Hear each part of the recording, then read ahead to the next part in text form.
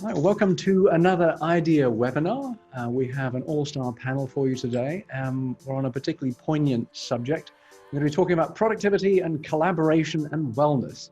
And so I think the format for this particular webinar is a little bit more relaxed than we've had before. It's going to be more kind of ad lib.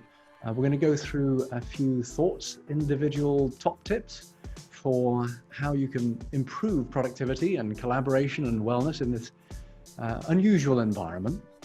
And then I'm going to present a number of ideas and then invite our esteemed panelists to jump in with any comments. And then at the end, I invite you to please put in your comments, your thoughts on additional things that we've missed that you absolutely love, things that have really helped you get the most out of this time and improve wellness and collaboration and productivity. So without further ado, I'm going to jump in and why don't I ask Eric to start with what your top tip is for improving productivity and or collaboration and wellness. Right. Well, thank you, Mark. It's great to be here. So we've been, obviously, like most of you, on a work from home schedule for since March. And we have had now employees go back to the office on an optional basis. And so we have about 30% of the employees in our Berlin office coming back. And we sort of have asked a lot of people what's working, what's not working. I have to say the productivity in general has been good. The areas that we're missing, in particular as we're hiring new people and we conduct sort of problem-solving sessions, is all the things that are hard to schedule. All the interactions that just happen because you're walking around and you just go to the coffee machine and you meet somebody. And that's harder, not just for people that have worked in the company for a while, finding out about other people, but it's really hardest for newbies, people that have just come in. And so one of the things we instituted that's working very well is these random Zoom calls that are sort of basically you spend 10 minutes with 10 people in the company as a new person coming in, or more people. We schedule them every once in a while to just talk to them for 10 minutes and get to know them and see what they do. And so the same way, even though they're scheduled, you don't know who you're going to meet. And it helps people sort of be part of understand the culture, understand other departments, and have references, which you always get as you come in as an employee. So I would say that's one of the ways to sort of make up for this lack of sort of spontaneous interactions that you have once you're in the office. So that would be one of the top tips that I have. Yes. Fantastic. Engineering serendipity. Love it. Right. Geoff, could you have a shot at whatever your top tip is? Yeah. So, we also have been shut down since March. Our primary office in New Hope and in Philadelphia, also San Francisco, all work from home and remains that way. And I would say, we're kind of prepping for the return. We spent substantial money on the space, put UV lights in all the air conditioning ducts. Obviously do the same as many people in terms of Zoom and Slack. But I would say my tip is to try to start something new in terms of some new habit or some new practice, whether it's working out. It's kind of a more personal tip.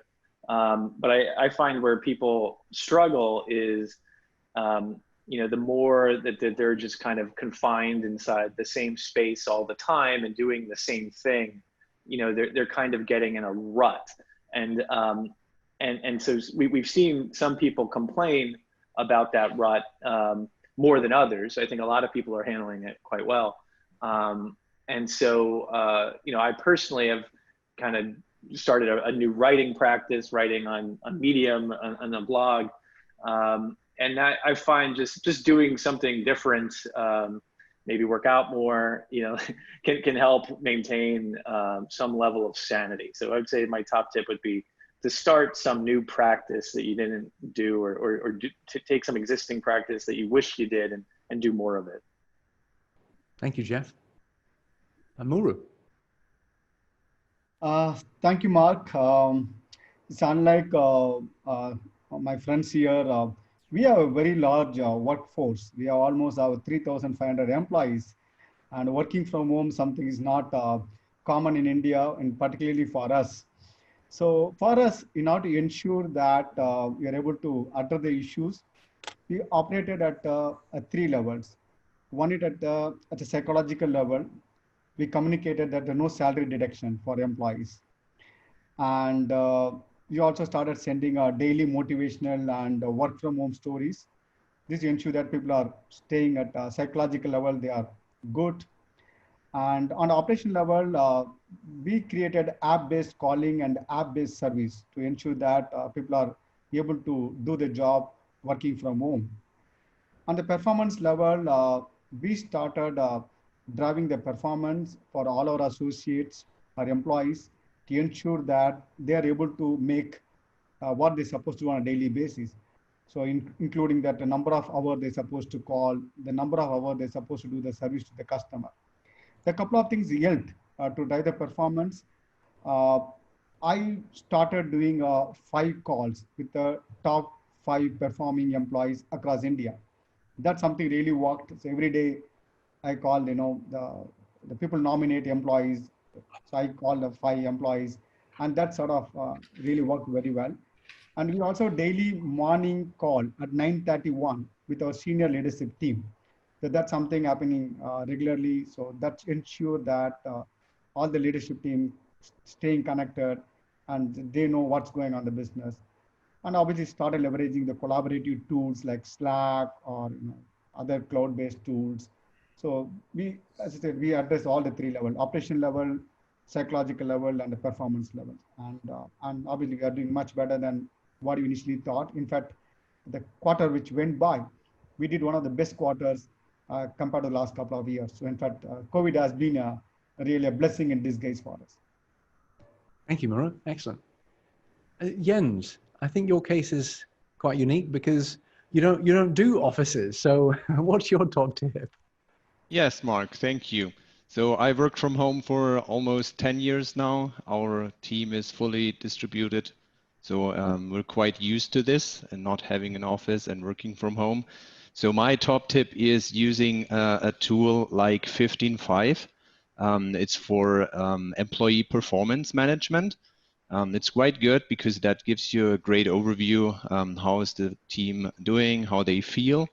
And what they do is basically they write a report every week. That's why it's called 15.5. Not longer than 15 minutes to write that report and not longer than 5 minutes to read it. So it's fully customizable. You can add as many questions as you want. And in our case, our 15.5 report looks like this. So you have a rating, how you feel from 1 to 5. And then you have some questions. In our case, it's what happened this week that you want to celebrate? What was annoying you this week? And then we have a question, one question from a question pool where we can ask whatever is a current topic or a poll or something like this. So the question of this week is, how are we providing enough growth opportunities for your role? If not, what's missing? And everyone can comment on this. You can also write a private comment so that only the manager sees this. And the nice thing about this is that others can also read this report. So in case someone feels like just a 1 or 2, then others can just jump in and like, hey, what's up? What's going on?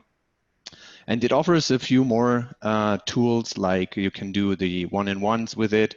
And also it has a feature called high fives. That means you can show some recognition if someone has done something well. So we like it. We use it for almost 2 years now, and it gives us a great overview of what's going on. Great. Thank you, Jens. You're welcome. So I invite our attendees to contribute some thoughts and ideas as well. You'll see the chat session is now open. I'm going to dive into a dozen tips that come from myself and the community, and then we can look over your thoughts and ideas, and I'll add them. I'll mention them at the end. So here we go. Right, you should be seeing the screen. So over the next 15, 20 minutes, I'm going to talk about, mention a dozen or so ideas. Talk about presence first, the need for presence, accountability. I've got a couple of management tips, tools, an ideation tool, virtual norms and communications we'll have a quick chat about, and focus, relaxing in a group, and moving away from the desk, and peer time. We'll close on peer time. So without further ado, presence. Now, you know, so I've worked at home for 15 years, and I'm, you know, at the end of the day, you end up feeling kind of like isolated.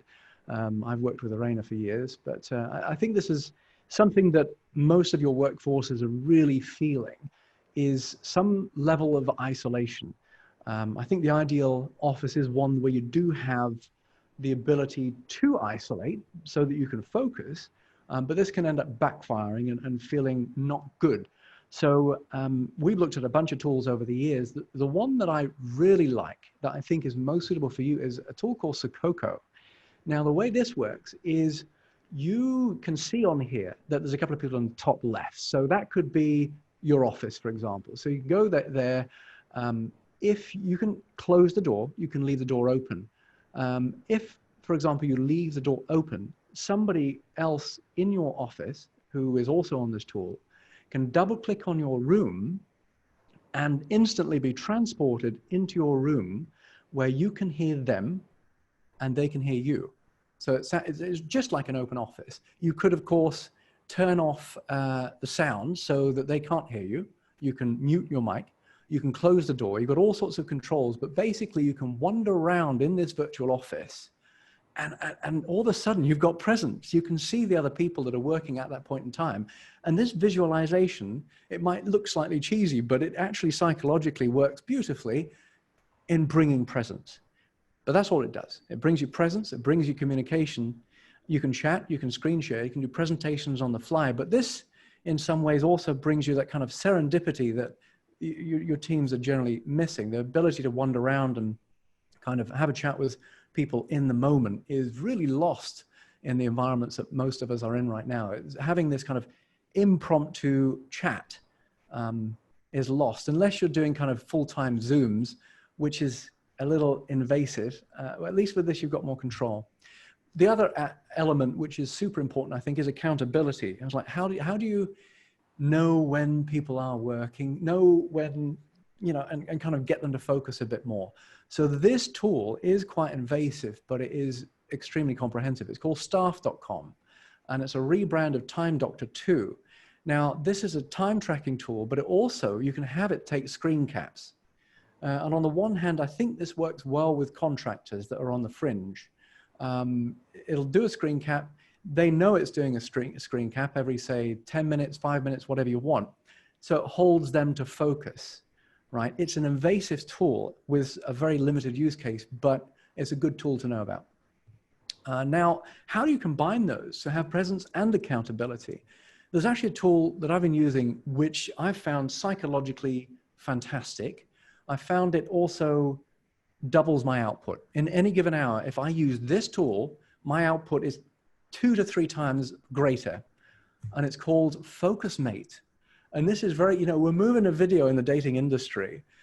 And this is completely a video-born application. Here's the way it works. And I invite you to join. I mean, it's $5 a month. It's ridiculously inexpensive.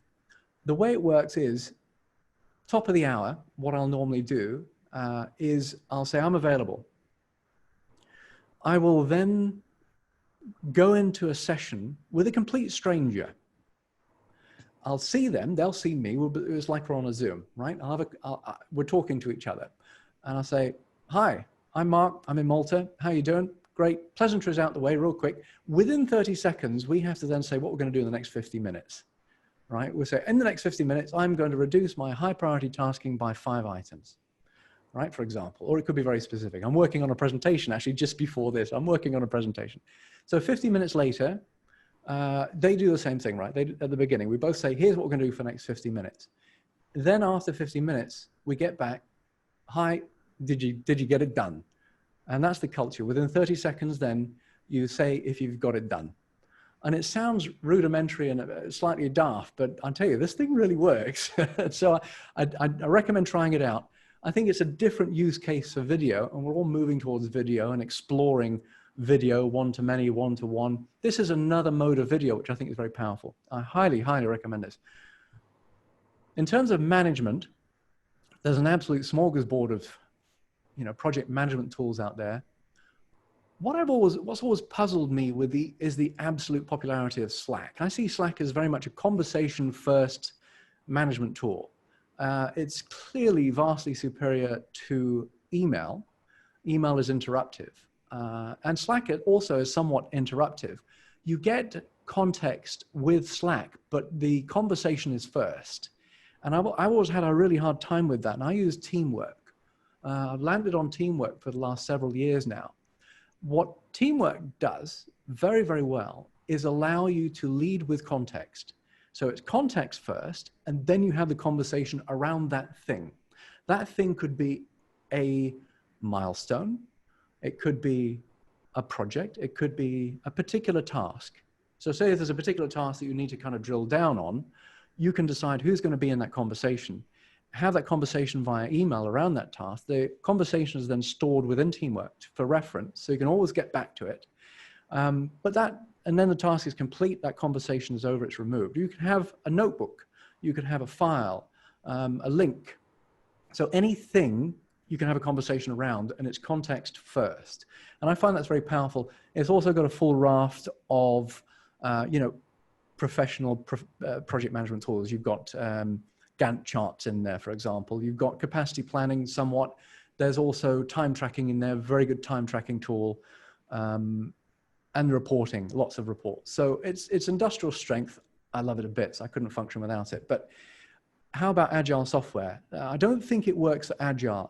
Sprints aren't incorporated. So Darren Romeo, who's the CTO of World Singles, really likes Pivotal Tracker. I think this has been a standard tool for agile software dev for project management for some years. Some of you will be familiar with it already. Your dev teams probably are. Another one that was recommended by Sai from Matrimony is Good Day. I've not heard of this one, but does anybody use Good Day? Anyone familiar with that? It's Sai likes it, and they do sprints. That's incorporated. In terms of ideation, I think Sai also had a tip for ideation, which is Muru. And Eric, perhaps I can defer to you for a second. You've had some experience with this. I'm not familiar with this at all.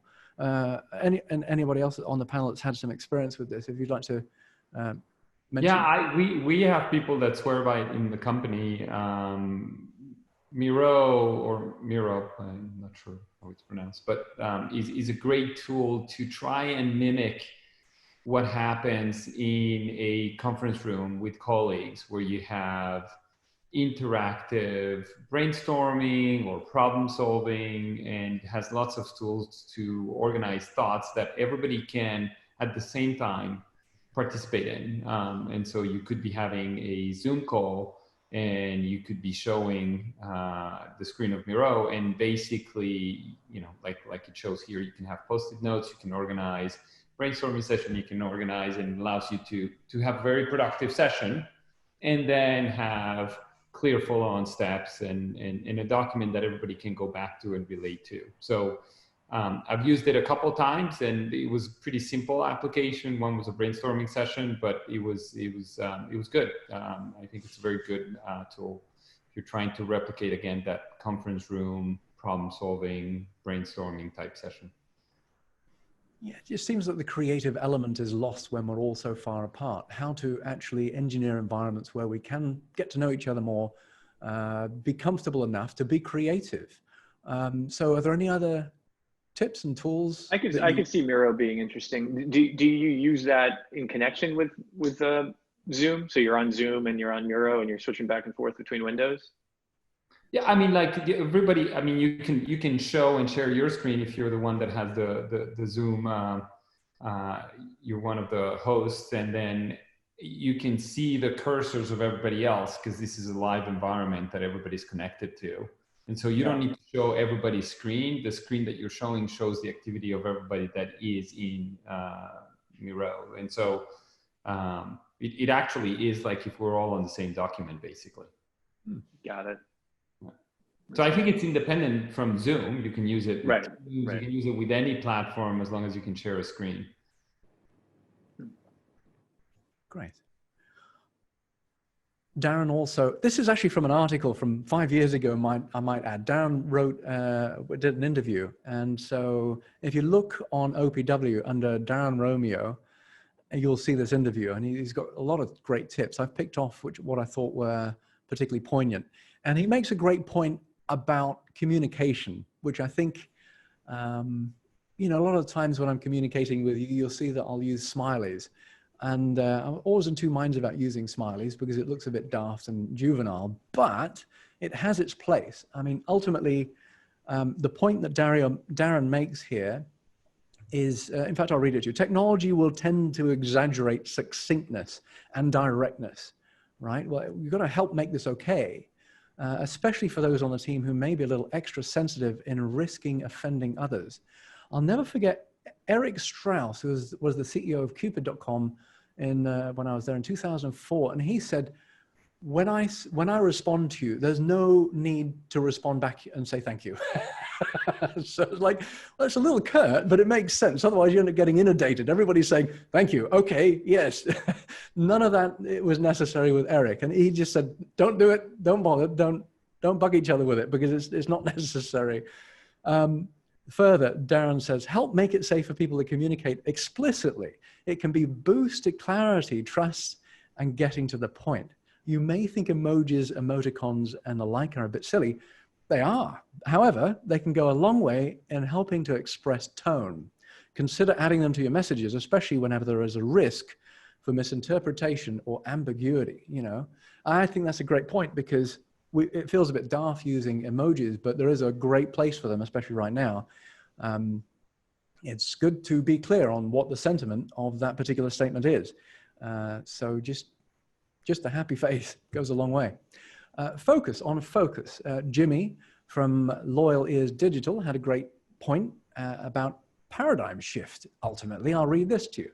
When the digital world reared its head in 1998, so did I. I've always found the focus to be far better from a remote place with access to my partners and resources than any type of office atmosphere. So he's clearly thriving in this kind of atmosphere for some years. He's used to it. And I believe in a Zoom world, this can work for most service companies. So I see this is very much a paradigm shift. I mean, Jens, you're familiar with this. You can't imagine a world beyond this. I think we lose certain things, but we gain certain things. And is this the new norm? For some, it may be. I think we're all going to be a lot more comfortable with having our teams, you know, go and be creative on their own. Go and take some time in a different place. Right. No, I think that's right. I think in a Zoom, but I think that you could go too far down the Zoom kind of rabbit hole, right? So I think, you know, there was a time when we were thinking, well, gee, people who don't show their face, maybe we should encourage people to show their face.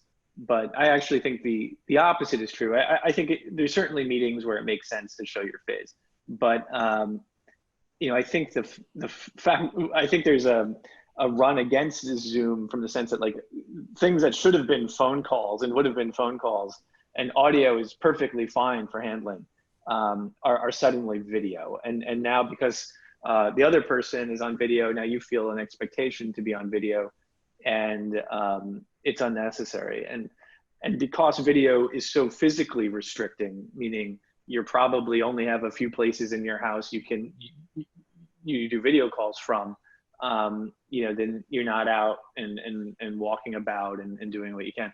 One of our head of advertising has started a practice basically doing at least his one-on-ones with encouraging both parties to be on a walk and not and on audio only, not explicitly not on Zoom. We generally don't have a problem if you're not showing your face, although, you know, it's probably in certain meetings, if you're contributing, it probably makes more sense to show your face. But I like the concept of picking a subset of meetings and saying, you know, these are audio meetings. Another thing I'm going to be trying more to try to break out a little bit of the Zoom world is, at least for people that I'm interviewing, when we kind of progress to the point where it's close, then go on a walk and actually, interact with a person, especially for a key role that you might hire. So yeah, I think it is a Zoom world, but I'm not sure I'm entirely happy about it. Well, the walking idea is good, but sometimes it's become so boring, looking at without having a face. So I would recommend people at least the first 5 minutes show a face. So at least, you know whom you are talking to, you can able to relate it. After 5 minutes, it's okay to, get into a non-video mode. But probably I can take the walking mode. That's seems to be a good one, rather than sitting and, looking at the screen. That is sometimes tiring. I concur with Geoff. I in particular, because back-to-back Zoom calls, which a lot of us are doing now, are just exhausting. You have to stay in the place that you're in. Even in a conference room, you're moving more when you're meeting with other people. And so if you can, in some way, organize your Zoom calls so you have some of them that can be audio calls where you're walking around, even if you're not, you don't have the ability to walk around because you live in a very busy urban place that has a lot of noises in the background.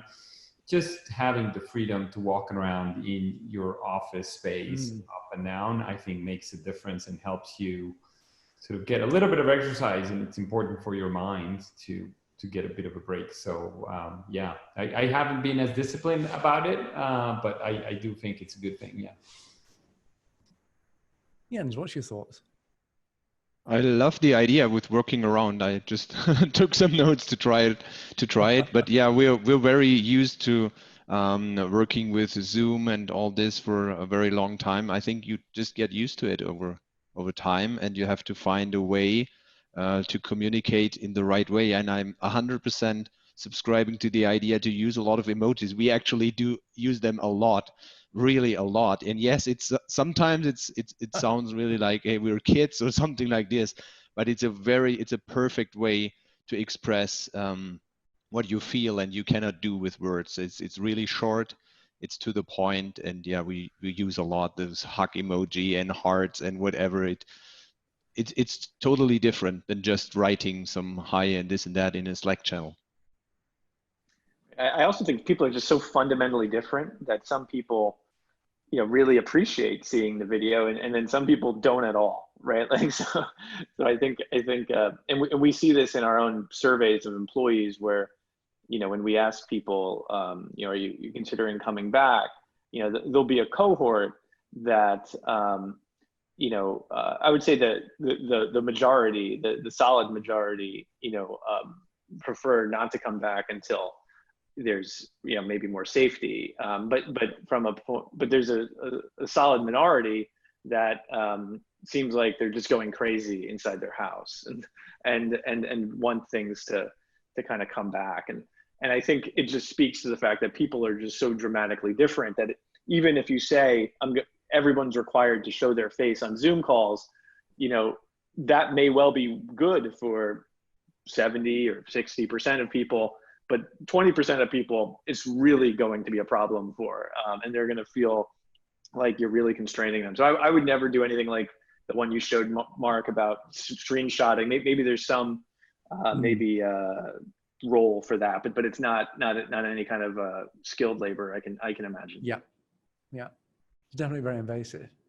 Yeah, I would concur with that. I think not only I don't agree with sort of the practice, and don't even think that productivity or accountability would sort of be helped by it, but I also think most people would just not agree with it, and you'd have a revolution in your hands if you want. Right. Yeah. Well, I love the idea of the walk and talks. I think there's plenty of headsets now that are noise cancelling enough that could be quite comfortable for people. I think in some ways, once you get moving, in fact, one of the best singles events to do is a hike. Because when you walk, you produce hormones which make you more open to starting a relationship, basically. Now I forget the name of the hormone, but hikes and wine tastings are a very good event. Right, chillax together. Jamie Lee from Lunch Actually Group recommends that you develop a decent regularity of some leisure catch-up over the web, playing games and connecting, e.g. with Zoom lunches besides work. Plus, send gifts of snacks and foods. That works for him. Bruno from Force's Pen Pals said, I have started to do some longer meetings where we just discuss everyday stuff and try and have a laugh. And Sai from Matrimony says, we also conduct Zoom calls for virtual card games, collaboration, virtual meetups to ensure we're all in touch. That's interesting. So what do you do? What do you recommend? What's working to kind of socialize and not be doing, you know, so much, being quite so focused on work? How do you reinforce these social connections, I wonder? We just did a virtual escape room. So, you know, where people kind of got to play with some kind of technology that allowed you to kind of escape. And it was just basically a team exercise. So that, I mean, we also, I'm not sure if that's a good idea or not, but we also do, and people seem to enjoy it, weekly yoga. Actually, I think it's actually daily yoga sessions. That you can tell that I'm not actually one of the people who deal with it, but I know that the people who do really that might increase the attendance of the employees if they can see you doing yoga. Yeah, that would be audio only for me. It would be pure entertainment. No, that's yeah. So my team, there's a couple of managers that have smaller teams, like 10 people, that actually organize game time where they all play together in game, and it has been very successful. We've done sort of like, you know, wine tasting, or just, you know, replicate the contacts or what we have in the office on Fridays, where everybody can have a beer in the afternoons, and that has been okay. I would say it's good. I don't think it replaces the personal interaction. I find lunch is a little bit difficult, because if you're having Zooms all day with people and then you want to do another Zoom doing lunch, you're like, okay, I'm done. That's different than going out with a colleague to sit down at the table and eating. That's more relaxing, I find. So, but yeah, I think some of these do an activity that's completely unrelated to work so that people can connect with each other is some of the things that I see working. Jens, Muru, anything? So that the daily connect with 5 employees, that's something really worked. Other than that, the daily call with all the leadership team, that's something helped. But again, of late, you know, I've been going to office for the last couple of months, and my interaction by and large with the senior leadership team, and some of them started coming to office. So, you know, we meet in person. So I'm not doing nothing special other than you know, the regular call and the meeting of people at the office. Yeah. Thank you, Muru. So we tried several coffee talk variations, and the last one we tried just today using Remo as a software. So everyone liked it, because basically you break the whole team down in smaller tables with up to 5 people. And then we started to do speed dating. So 5-minute rounds, there is a countdown running on top. And with this, it was quite fun, because after the 5 minutes, you just leave the table and you're in another table with another different group, and you talk about a different topic. And it was quite good. So everyone really enjoyed that. But besides that, yeah, I also would like to play some games, but we never could really unlock and find a game that everyone loves. So I'm really happy to receive some tips here. Great. Thank you. Fascinating. Maybe we should do something on Remo. I like the idea of the wine tasting. All right. So you've got to move it, right? You've got to move your derriere off that chair and get more exercise. It's so easy to sit for hours and hours and hours, and the time goes by. I think that's one of the things that I like about FocusMate. It functions as a Pomodoro. It gets you to focus and then get up off the chair for 10 minutes every hour and take a break. So quite a nice tool is Rescue Time. I like this tool because it tracks your time and tells you where you're using it. It's actually, Tim Ferriss invested in this company, and I think it's in one of his books. But it looks on your phone, it looks on your computer, and it tells you, even down to the website, you can tell it what website is, for work, what is not. And then just for the individuals, not company-wide, this is just something for individuals to be able to use and get a sense of where they're truly spending their time. I think there's apps which will actually shut down social apps. I find that, I'm not sure that's really, I think it's good to know what's going on rather than just shut everything down. There's actually a lady called Lorna Bornstein, who was the CEO of the head of Yahoo Personals years and years ago. And she went on to start this service called Grokka. And I actually discovered it last year. I was in Silicon Valley and found out she was running this and tried it out, and I love it. They've got yoga on here, they've got cooking classes, they've got wellness and meditation, and they also have some really good HIIT sessions that are nice and short, anything from 10 to 40 minutes. I find the 20-minute, 25-minute sessions are fantastic. They did a really nice job with this, and it's on Apple TV. There's actually a very slim choice of TV-based apps that are really well developed, and this is one of them. It's a good thing to consider for your companies. I'd recommend you have a look at it for your companies, but on an individual basis, it's very affordable. Best book, if you've not heard of this book, it's The Year Without Pants. It's a classic. It's about a guy who goes to discover how WordPress functions and helps them develop a social app and spend some time embedded with them. And that's a nice thought-provoking run around the concept of, I don't like the word remote work. I think distributed workforces, there's got to be another term for it, but remote just sounds a bit too remote. And just to close, I mean, ultimately peer time. I think that's one of the goals of doing LTR, is that we do have the time to have a chat with each other, have a chat with your peers. That's why I've made it a closed group. I mean, essentially it's like TED for the dating industry and the online social community industry. So it's a chance for us to sit down at a table for half an hour. And now the good news with this is it's going to start out in November as a monthly thing. The next one is going to be on November 19th.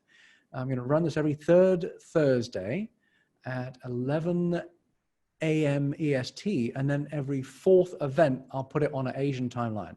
So it'll be 3 hours earlier. So we'll lose Pacific time, but we'll gain Asia and be a bit more comfortable for Australia a bit earlier in the day. So look forward to that. Of course, we've got the idea webinars going forward as well. And that's the presentation element. What I'd like to do now is have a look at your comments. If you've got anything else you'd like to share, any other commentary. Yeah, Mark, a couple of things. One is we evaluate a tool called ProHands to monitor the employee productivity across India. We like the tool, so that tool gives all the information. So that's something we're looking at deploying it. That's one thing. What's the name of the tool again? Sorry. ProHands. ProHands. ProHands. Okay. And recently read a book called Indestructible. Oh, I think yeah. the ideas of what you had spoke about, the creating a pact, the virtual pact, what you have created, just to ensure that you are staying committed to the work. That book talks about how do you stay committed to your towards your goals. Very interesting book, and that's very interesting about how to manage your external distraction and internal distractions, and some tools. Very interesting. So, so you may like it. Yeah, near Isle. Yes. Yeah. That's interesting. Goals, and I think the pandemic has made me more aware of kind of the importance of intentionality, right? So like I've made a point of trying to get rid of certain bad habits and do more of creative things, it's interesting that's part of, the pandemic, that you're basically, you're kind of stuck with yourself. And so what can you do? Right.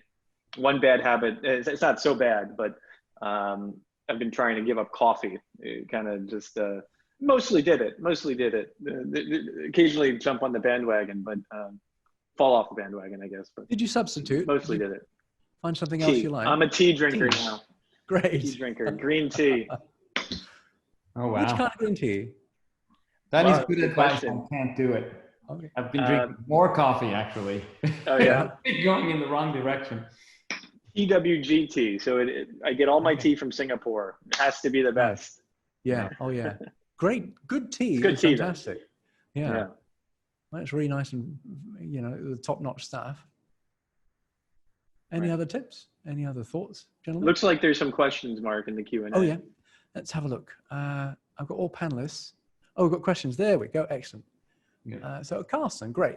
What do you expect the policy of working, remote versus presence, will be at your company after COVID?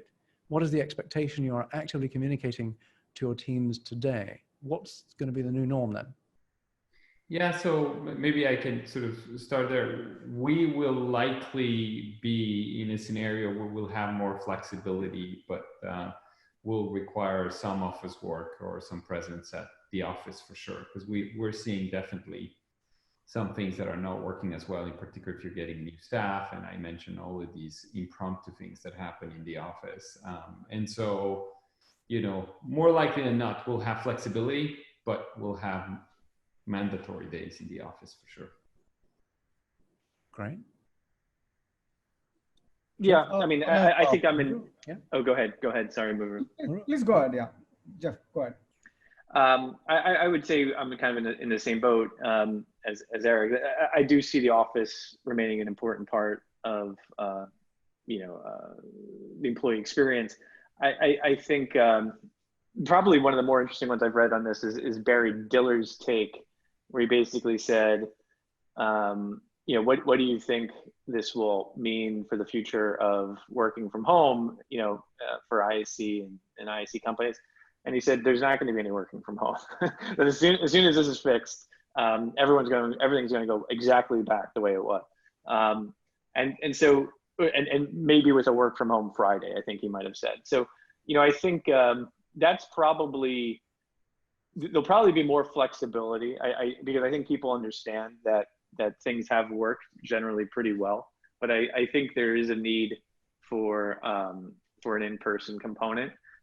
You might need less, like you could imagine going so far, and we're not doing this necessarily, but I do think that one of the hardest times will be hybrid times, right? So like what I would never want to see is, half of my team is in the office and half is working from home. And now it's a real pain in the butt, because like it's one thing to have a Zoom when when everyone's on the Zoom. It's another thing to have a Zoom when half the conversation's in person on one screen and then everyone else is on other screens. The way that always ends is everyone at home doesn't matter. They had better start coming to the office.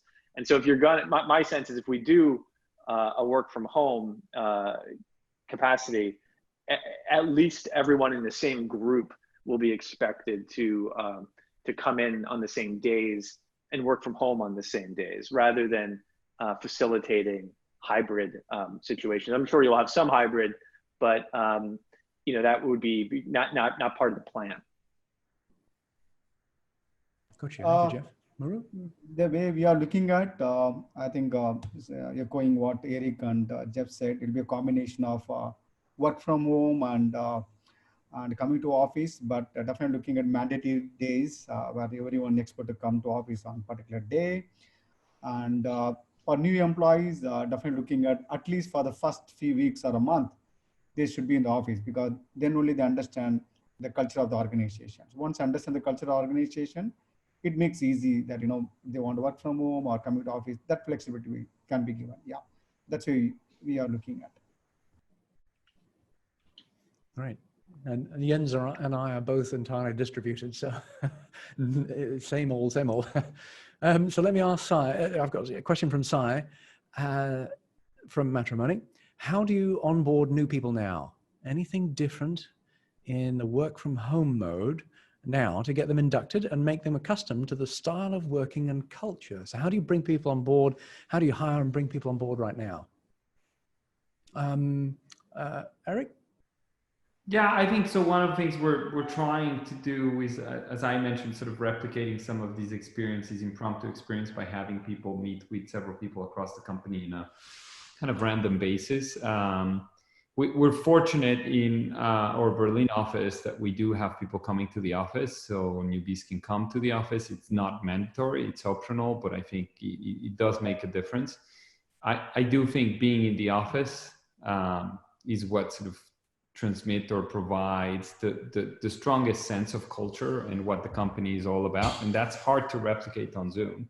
So I don't think we've figured out a way to onboard people so that, you know, 6 months into their tenure, they're like, oh, I really like the culture here. Right. Because on Zoom, it's really hard to do that, which is why I agree with Geoff. I think there will be more flexibility, but it's hard to find a way on Zoom to replace that. So I don't think we've figured it out completely. It's still early.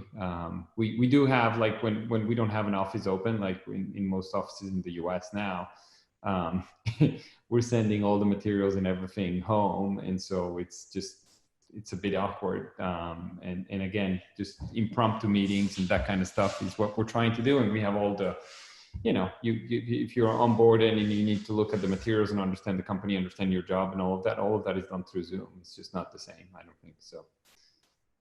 Great. Thank you, Eric. Any other comments as regards? Yeah, I would onboarding? underscore that's really hard. It's a tough question, and you know, I wouldn't say like we're doing it right. You know, I think we basically do the onboarding experience that we used to, but on video, and you know, I'm sure that that's not as effective. And one of the reasons why it may seem that everything has worked reasonably well since March is because everyone has so much kind of built up, you know, cultural reserve, right? Like, because everyone has worked in person with each other.